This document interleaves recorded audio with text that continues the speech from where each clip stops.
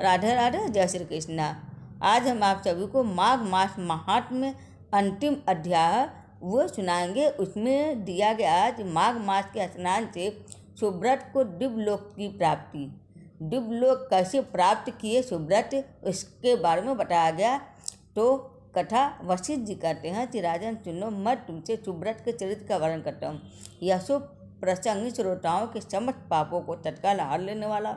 नर्मदा के रमणीय तट पर एक बहुत बड़ा अग्रहार ब्राह्मणों को दान में मिला हुआ गांव था।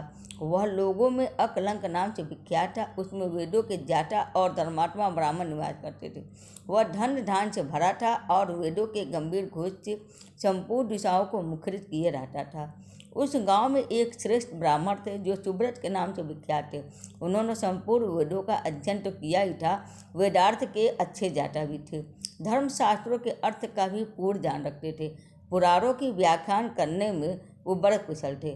वेदांगों का अभ्यास करके उन्होंने तर्कशास्त्र और ज्योतिष शास्त्र, गज विद्या, अश्व विद्या, 64 कला, मंत्र शास्त्र, सांख्य शास्त्र तथा योग शास्त्र का भी अध्ययन किया था। वे अनेक देशों की लिपियाँ और नाना प्रकार की भाषाएं जानते थे।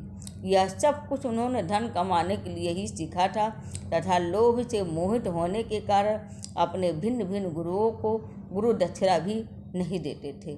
उपायों के जानकार तो थे ही, उन्होंने उक्त उपायों से बहुत कुछ धन का उपार्जन किया। उनके मन में बड़ा लोभ था, इसलिए वे अनान्य से भी धन कमाया करते थे।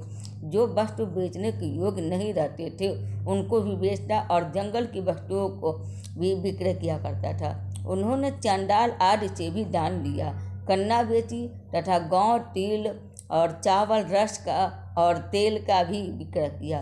वो दूसरों के लिए तीर्थ में जाते, दक्षिणा लेकर देवताओं की पूजा करते, वेतन लेकर पढ़ाते और दूसरों के घर खाते थे। इतना ही नहीं, वे नमक, पानी, दूध, दही और पकवान भी बेचा करते थे। इस तरह अनेक उपायों से उन्होंने यत्नपूर्वक धन कमाया। धन के पीछे उन्होंने नित्य नैमित्तिक कर्म तक छोड़ दिया था। न खाते थे, न दान करते थे और हमेशा अपना धन गिनते रहते थे कि कब कितना जमा हुआ। इस प्रकार उन्होंने 1,00,000 स्वर्ण मुद्राएं उपार्जित कर ली। धनोपार्जन में लगे रहने से वृद्धावस्था आ गई और सारा शरीर जर्जर हो गया। काल के प्रभाव से समस्त इंद्रियां शिथिल हो गई उनकी और अब वो उठने और कहीं जाने आने में असमर्थ हो गए। धनोपार्जन का काम बंद हो जाने से स्त्री सहित ब्राह्मण देवता बहुत दुखी हुए। इस प्रकार से चिंता करते करते जब उनका चित्त बहुत व्याकुल हो गया तब उनके मन में सहसा विवेक का प्रादुर्भाव हुआ।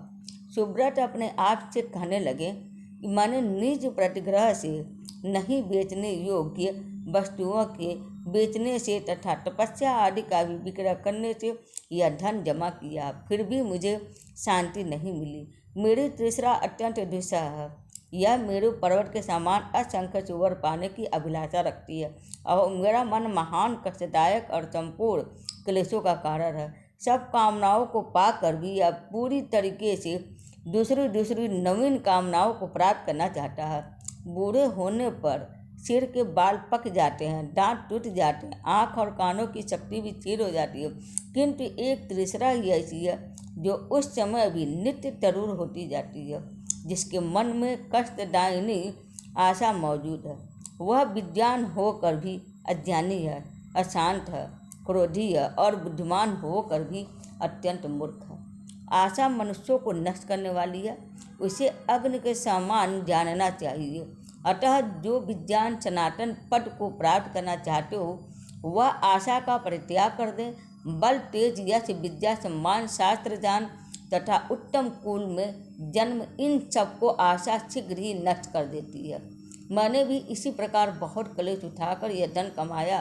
वृद्धावस्था ने मेरे शरीर को भी गला दिया और सारा बल भी हार लिया। अब से मैं श्रद्धापूर्वक परलोक सुधारने के लिए प्रयत्न करूँगा। ऐसा निश्चय करके ब्राह्मण देवता जब धर्म के मार्ग पर चलने के लिए उत्सुक हुए, उसी दिन रात में कुछ चोर उनके घर में घुस आए और आधी रात का समय था। आततायी चोरों ने ब्राह्मण को खूब कसकर बांध दिया और सारा धन लेकर भाग गया। चोरों के द्वारा धन छीन जाने पर ब्राह्मण अत्यंत दारू विलाप करने लगा। हाय, मेरा धन कमाना धर्म, भोग अथवा मोक्ष किसी भी काम में नहीं आया। ना तो मैंने उसे भोगा और ना ही दान ही किया। आत्मा को धोखे में डालकर यह क्या किया? सब जगह से दान लिया और मदिराट का भी विक्रय किया। पहले तो एक ही गौ का प्रतिग्रह नहीं लेना चाहिए। यदि एक को ले लिया तो दूसरी का प्रतिग्रह लेना कदापि उचित नहीं है। उस गौ को भी यदि बेच दिया जाए तो वह 60 पीढ़ियों को दग्ध कर देती है। इस बात को जानते हुए मैंने लोभवश में ऐसे पाप कर डाले। धन कमाने के जोश में मैंने एक दिन भी एकाग्रचित होकर अच्छी तरह संध्योपासना नहीं की और गर्भ ध्यान रहित या सगर्भ ध्यान सहित प्राणायाम भी नहीं किया। 3 बार जल पीकर और 2 बार ओठ पोंछ कर भली भांति आचमन नहीं किया। उतावली छोड़कर और हाथ में कुछ की पवित्री लेकर मैंने कभी गायत्री मंत्र का वाचिक उपांशु अथवा मानस जप भी नहीं किया। जीवों का बंधन छुड़ाने वाले महादेव जी की आराधना नहीं की।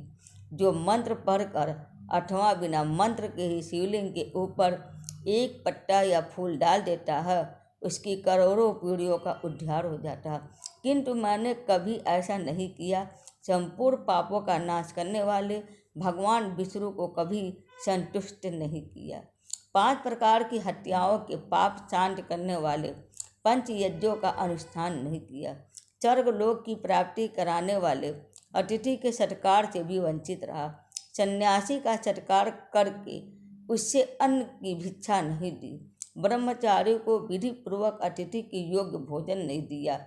मैंने ब्राह्मणों को भांति भांति के सुंदर एवं महीन वस्त्र नहीं अर्पण किए। सब पापों का नाश करने के लिए प्रज्वलित अग्नि में घी से भीगे हुए मंत्रपूत तिलों का हवन नहीं किया। श्री सूक्त, पावमानी, ऋचा, मंडल, ब्राह्मण पुरुष सूक्त और परम पवित्र शतरुद्रीय मंत्र का जप नहीं किया। पीपल के वृक्ष का सेवन नहीं किया। अर्क त्रयोदशी का व्रत त्याग दिया, वह भी यदि रात को अथवा शुक्रवार के दिन पड़े तो तत्काल सब पापों को हरने वाली है, किंतु मैंने उसकी भी उपेक्षा कर दी। छाया वाले संघन वृक्ष का पौधा नहीं लगाया और सुंदर शैया और मुलायम गद्दे का दान भी नहीं दिया। पंखा, छतरी, पान तथा मुख को सुगंधित करने वाली और कोई वस्तु भी ब्राह्मणों को दान में नहीं दी। नित्य श्राद्ध, भूत बलि तथा अतिथि पूजा भी नहीं की। उपयुक्त उत्तम वस्तुओं का जो लोग दान करते हैं वो पूर्व के भागी मनुष्य यमलोक में यमराज को, यमदूतों को और यमलोक की यातनाओं को नहीं देखते, किंतु मैंने यह भी नहीं किया। गौओं को ग्रास नहीं दिया, उनके शरीर को कभी खुजलाया। कीचड़ में फंसी ही गौओं को जो गोलोक में सुख देने वाली होती है मैंने कभी नहीं निकाला। याचकों को उनकी मुँह मांगी वस्तुएं देकर कभी संतुष्ट नहीं किया। भगवान विष्णु की पूजा के लिए कभी तुलसी का वृक्ष नहीं लगाया और शालिग्राम शिला के तीर्थभूत चरणामृत को ना तो कभी पिया और ना मस्तक पर ही चढ़ाया। एक भी पूर्णमयी एकादशी तिथि को उपवास नहीं किया। शिवलोक प्रदान करने वाली शिवरात्रि का भी व्रत नहीं किया। वेद शास्त्र, धन, स्त्री, पुत्र, खेत और अटारी आदि वस्तुएं इस लोक से जाते समय मेरे साथ नहीं जाएंगी। अब तो मैं बिल्कुल असमर्थ हो गया, अतः कोई उद्योग भी नहीं कर सकता। क्या करूं, कहाँ जाऊं? हाँ, मुझ पर बड़ा भारी कष्ट आ पड़ा। मेरे पास परलोक का राह खर्च भी नहीं है। इस प्रकार व्याकुल चित्त होकर सुब्रत ने मन ही मन विचार किया। अहो, मेरी समझ में आ गया। मैं धन कमाने के लिए उत्तम देश काश्मीर को जा रहा था। मार्ग में भागीरथी गंगा के तट पर मुझे कुछ ब्राह्मण दिखाई दिए जो वेदों के पारगामी विद्वान थे। वो प्रातःकाल माघ स्नान करके बैठे थे।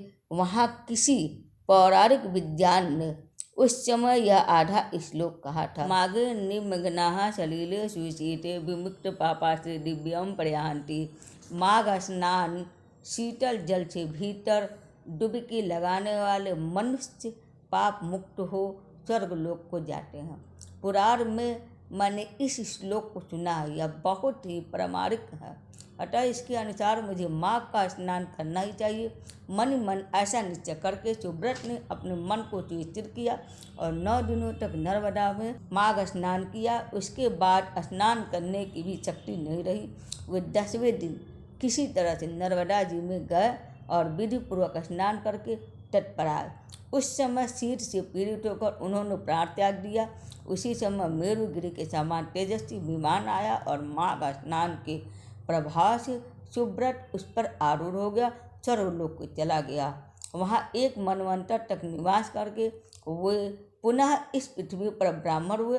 फिर प्रयाग में माघ स्नान करके उन्होंने ब्रह्मलोक प्राप्त किया। पद्म पुराण के अनुसार ये माघ मास महात्म्य में संपूर्ण हुआ, अंतिम था। आप सबको माघ मास की हार्दिक शुभकामना है।